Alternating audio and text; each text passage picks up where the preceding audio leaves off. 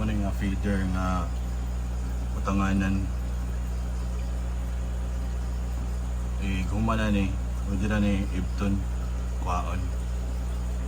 Pero pauno niya pa ni sa crayfish ang mga kaning sobra.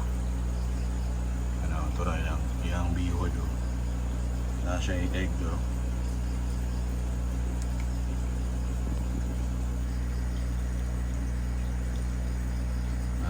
Tanaw na tayo ang egg. Iyang bihod ba? Iyang lihok-lihok.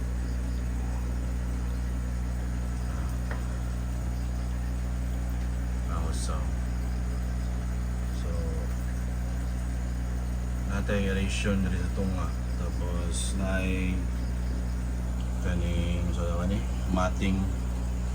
Pwede ka po niya mahimong breeding sa blue tetra kay matagag nila ang mga eggs nila. Hindi na nila makaon. Ito na pa doon.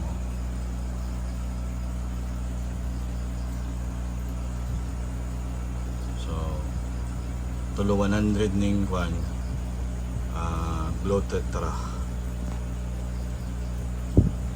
So mani mong view basta night time. Hindi kayo gubot kayo pero gipakilid lang na ako ang mga aeration dito kilid. Wala siya.